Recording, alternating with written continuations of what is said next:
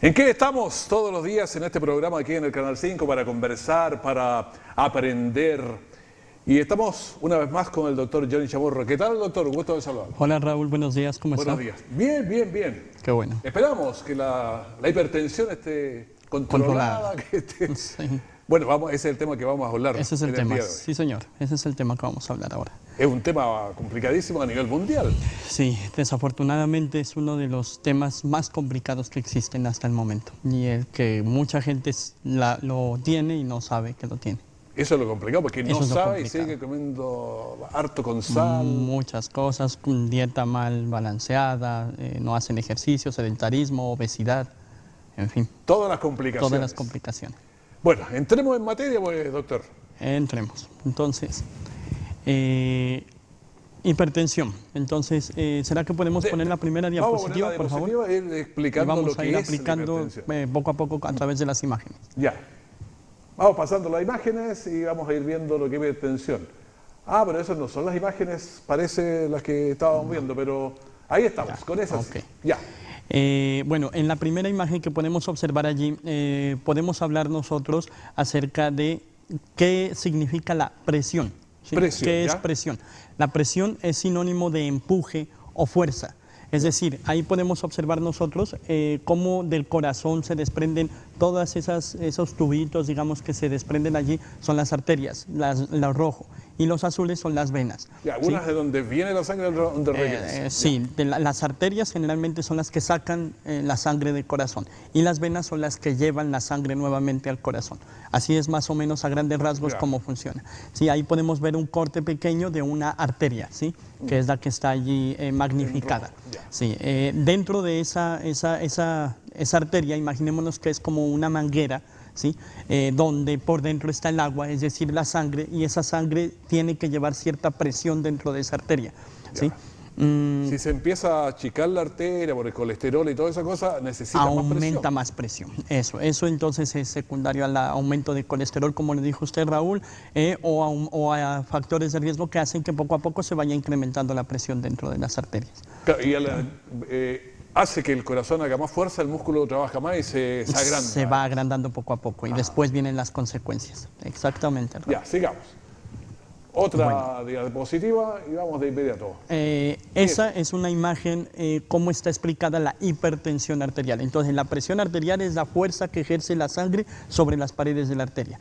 Y esto es una imagen de un paciente o de una hipertensión, digamos, en un paciente. ¿Sí? Podemos observar cómo el chorro de sangre que está allí dentro de la arteria es mayor. Tiene más fuerza que está ejerciendo contra las paredes de la arteria. Bueno. Y si hubiese alguna placa de colesterol o algo añadido allí, entonces como hay mucha presión, digamos que Lo saca desprende el coágulo y empieza a viajar, y eso es lo que da las posteriores complicaciones, accidentes vasculares, infartos, etc. Perfecto. Sigamos. Entonces, hipertensión arterial.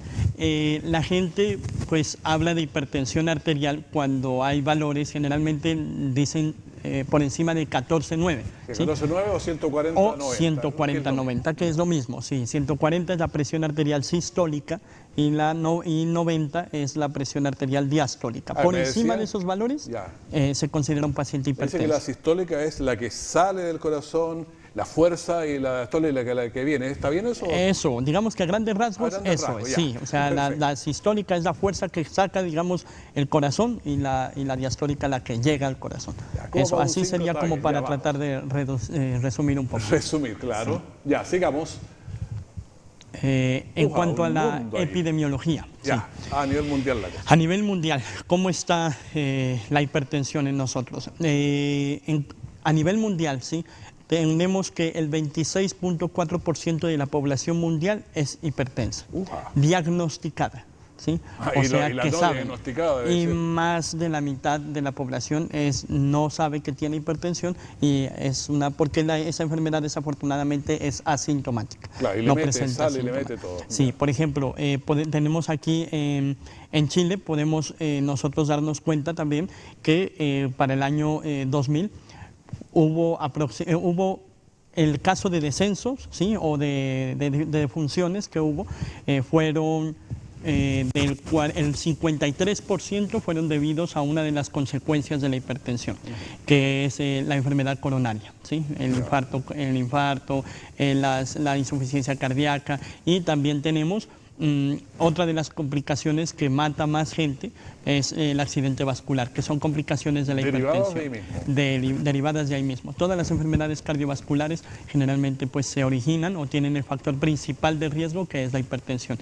De estos pacientes que tienen hipertensión, el 50% sabe que la tiene, porque se hizo digamos que se hizo un perfil o un seguimiento de la presión arterial y se dieron cuenta que era hipertenso, pero el otro 50% no lo sabe. Y no está medicamentándose nada, o sea, no está nada, simplemente vive normal porque uno no siente nada, ¿sí? Y el de ese 50% que sabe que tiene hipertensión, apenas el 13% de ese 50% está bien controlado, el resto no logran controlar, ¿sí? Porque no saben cuáles son, digamos, como los mecanismos para tratar de tener controlada esa presión arterial.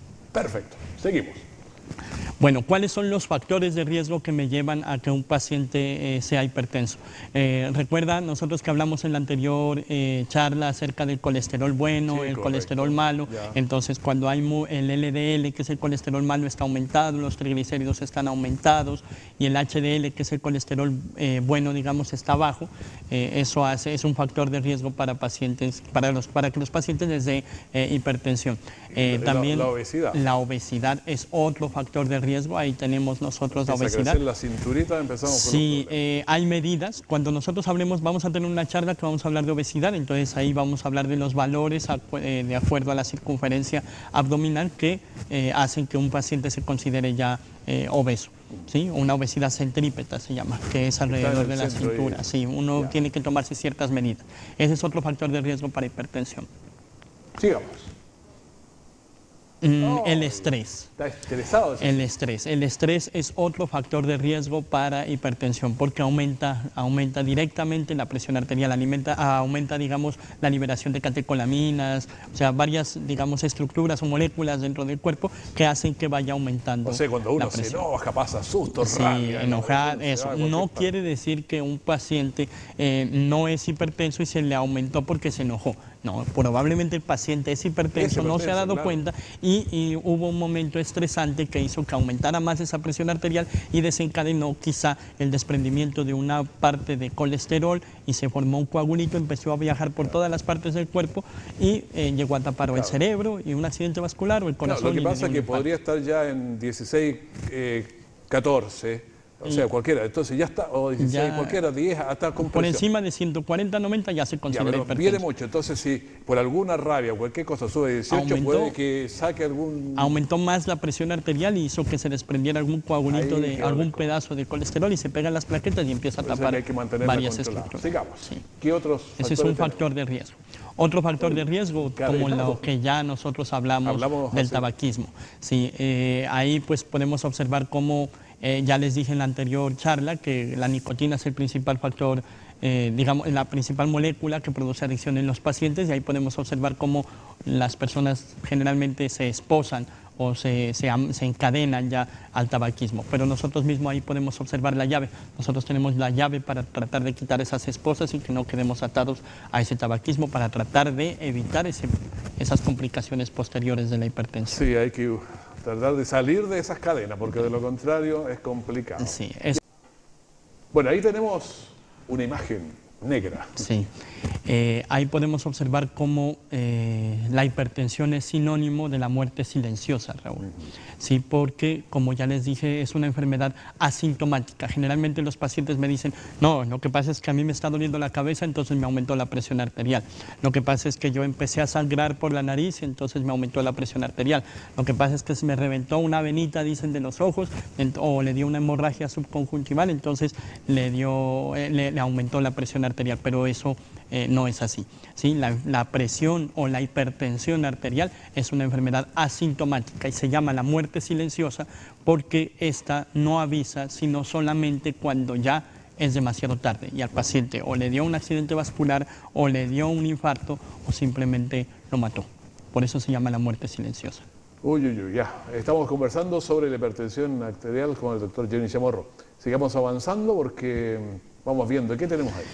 Bueno, como es una enfermedad asintomática, nosotros ya digamos en las etapas muy avanzadas de la hipertensión ya encontramos todas las complicaciones de esta, ¿sí? Y entre ellas son todas las enfermedades cardiovasculares. ¿Qué quiere decir? Ya son complicaciones del aumento repetitivo y constante de esa presión arterial o crónico. Ahí podemos observar un paciente con secuelas de un accidente cerebrovascular, ¿sí? Esta es una enfermedad, ¿sí? La enfermedad cerebrovascular consecuencia de la hipertensión arterial. Muy bien. Siguiente, por favor. Siguiente, por favor. Un paciente con dolor precordial. Ese es el signo típico de un paciente que se está infartando, ¿sí?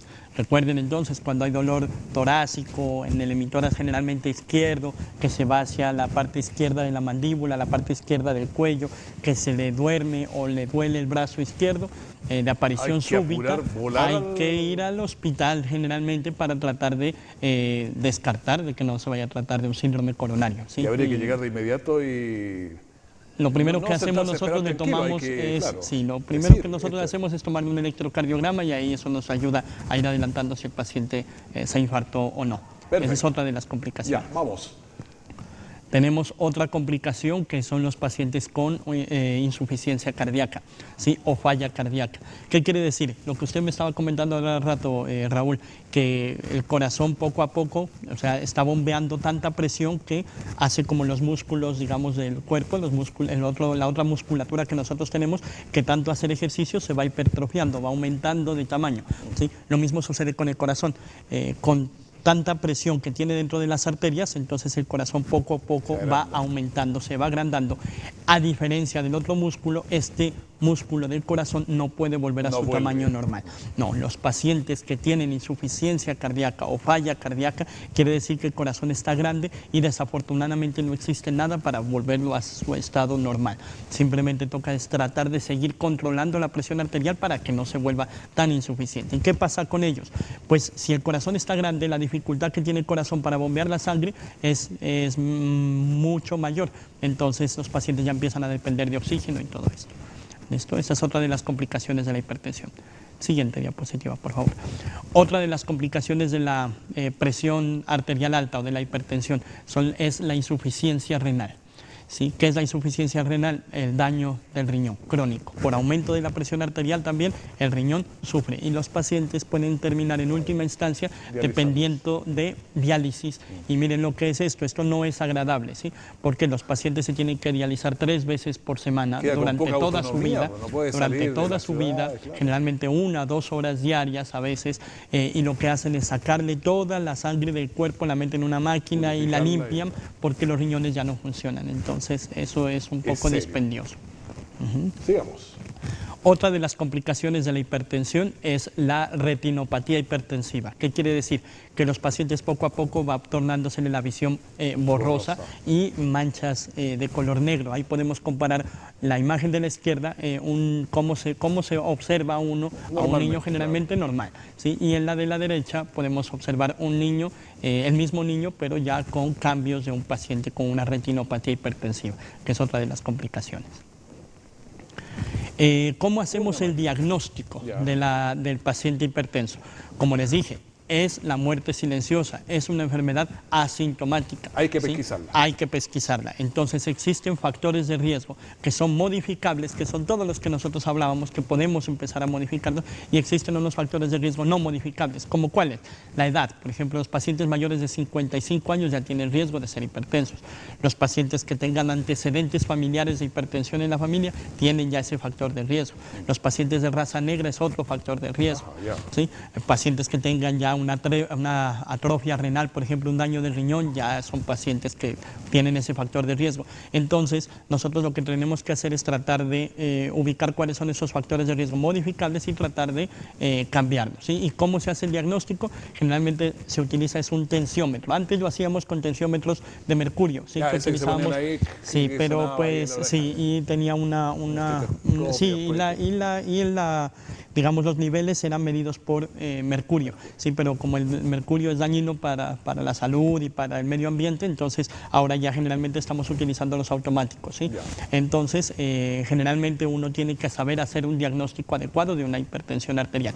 Ahora, no quiere decir que el paciente llegue al servicio de urgencias y tenga 150/90 de presión arterial y diga, usted es hipertenso. No, con una sola toma el paciente no se dice que es hipertenso, ¿sí? Sino que tiene que hacerse un seguimiento adecuado para esto. Ahora vamos a ver cómo lo hacemos.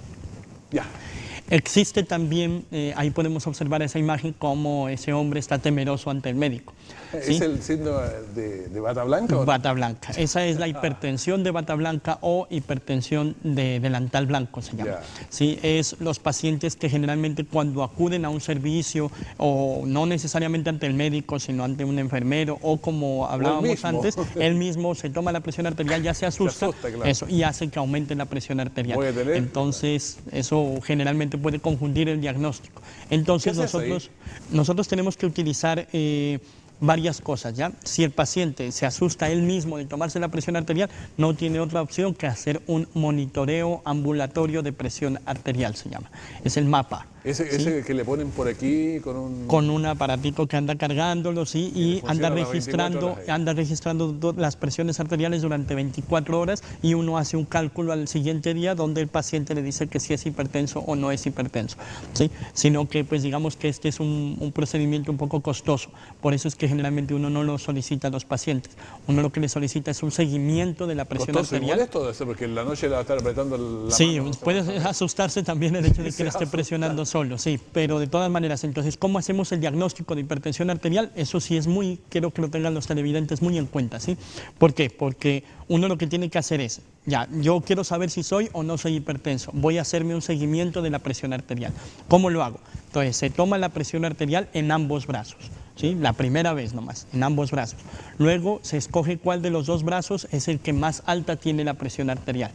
Ya escogemos, supongamos que me dio más alta en el derecho. Entonces ese va a ser el brazo que voy a tener en cuenta para seguir tomando las presiones arteriales posteriores, ¿sí? Entonces uno toma generalmente, no hay un consenso sobre cuánto número de veces, pero generalmente uno puede decir que no tiene que pasarse de los 15 días durante 5 días, ¿sí? O sea, ojalá 1 o 2 tomas al día durante 5 días en un plazo no mayor a 15 días.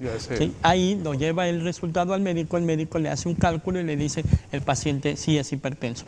Entonces uno tiene que hacer un cálculo, ¿ya? Y mirar si el paciente es un paciente que tiene no tiene antecedentes, digamos, otros factores de riesgo como tabaquismo, no es obeso, todo eso, tiene riesgo cardiovascular bajo, o sea, bajo probabilidad de que presente complicaciones, entonces ese paciente yo puedo optar por darle un tipo de tratamiento. Y si tiene riesgo moderado o alto, entonces yo tengo que buscar otro tratamiento que necesariamente va a ser medicamentoso. Ya, sigamos avanzando. Ahí podemos observar cuál es la presión arterial óptima. Ojalá todos los pacientes hipertensos tuviesen una presión arterial tan controlada que sea menor a 115/75 o menor a 11/575, ¿sí? Pero como para redondear, digamos 120/80. Una presión arterial menor de 120/80 o 12/8, digamos que el paciente está bien controlado. Se mantiene controlado. Sí, si el paciente está por encima, aunque sea con medicamentos, o si el paciente tiene riesgo cardiovascular bajo y logramos controlarlo con las cosas que vamos a decir ahora, pudiéramos mantenerlo. ¿Qué pasa si aún con medicamento no le baja la presión? ¿Qué hace? El médico tiene que ir escalonando, ¿sí? Son escalones. Uno lo primero que hace es, por ejemplo, cambios en el estilo de vida, terapia de relajación, muchas cosas, ¿sí? Y va subiendo. No, este paciente tiene ciertos factores de riesgo, entonces necesita este medicamento, este y este. A veces necesita uno solo, a veces necesita 2, a veces necesita 3, 4 medicamentos. Si tiene todo esto, si tiene obesidad, si no camina, entonces, claro, muchos medicamentos que puede requerir. Y, ojo, el tratamiento para un paciente hipertenso, desafortunadamente cuando ya es medicamentoso, es de por vida. Ajá. Ya, sigamos. Nos quedó algo, ¿no? Sí, Bueno, la dieta. Eso. ¿Qué es lo que vamos a hacer nosotros frente a los pacientes que son hipertensos? Entonces, lo primero que tienen que hacer, ¿sí?, es cuidarse a uno mismo. ¿Y cómo lo tienen que hacer? Entonces, un ejercicio y una dieta balanceada. ¿Ya? La dieta, pues yo no me voy a detener porque ya lo hablamos en la charla de dislipidemia, de todo lo que teníamos que comer y no comer. Y la dieta y el ejercicio, pues recordemos que es caminar o trotar o hacer bicicleta, ojalá sin detenerse, durante 50 minutos al día, 3 veces a la semana o 30 minutos diarios por 5 días a la semana.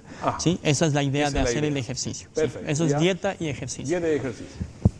Sal. ¿Sí?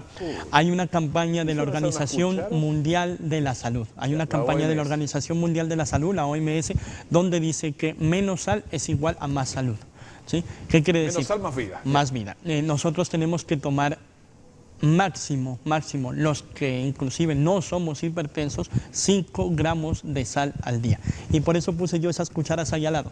¿Sí? Pero ¿qué sabe, quiere decir? Doctor, que los alimentos ya nos meten muchas veces, esto que compramos en el supermercado. Ya contienen sal. Entonces, para darle más sabor, no entonces desafortunadamente eso ya influye muchísimo en nosotros y adicionalmente nosotros sugerimos que para los pacientes hipertensos ya no agregar más sal. No, porque pero ya con eso ya con los alimentos que vienen procesados ya, embutidos, todo eso, pues ojalá suspenderlos de la dieta. Pero aquellos, si uno mira que es digamos una dieta muy balanceada y no tiene nada de sal en toda su preparación, entonces uno puede suministrarle máximo 5 gramos de sal. Y ahí están los 3 tamaños de las cucharas. ¿Sí? Está una cuchara sopera, una cuchara para postre y una cuchara para café. Ya la cuchara sopera tiene 15 gramos. La otra tiene 7.5 gramos y la de café tiene 5 gramos. Ese es la cantidad diaria y máxima de sal que tiene que tomar por persona al día. Ahora, por ejemplo, si es una familia la que está consumiendo, entonces uno cuenta cuántas personas hay, ¿sí? Y distribuye el número de cucharas por persona. Perfecto. Eso lo hace para todo el día. ¿Seguimos? Otra cosa que tenemos que hacer es suspender el uso del alcohol. ¿Sí? El alcoholismo se ha mirado que aumenta, tanto aumenta factores de riesgo cardiovascular como daño hepático también. El hígado ya empieza a funcionar mal y por ende también aumenta la presión arterial, tanto arterial como la hipertensión del hígado. ¿Algo más Siguiente, tenemos ahí? Siguiente. El café. El café no es muy recomendable, ¿ya? Más de 5 o 6 tazas de café al día aumentan mucho la presión arterial. Entonces, tratar de suspender el consumo de café. Perfecto, esa es otra cosa. Vamos a la otra. El tabaquismo, ¿ya? Ese también lo tenemos que eliminar y ya miramos en la clase anterior, ¿ya? Entonces, lo vimos, ya lo vimos en la exposición anterior. Sigamos a la otra imagen, por favor. Bueno, aquí, en esto sí vale la pena recalcar un poquito, ¿ya?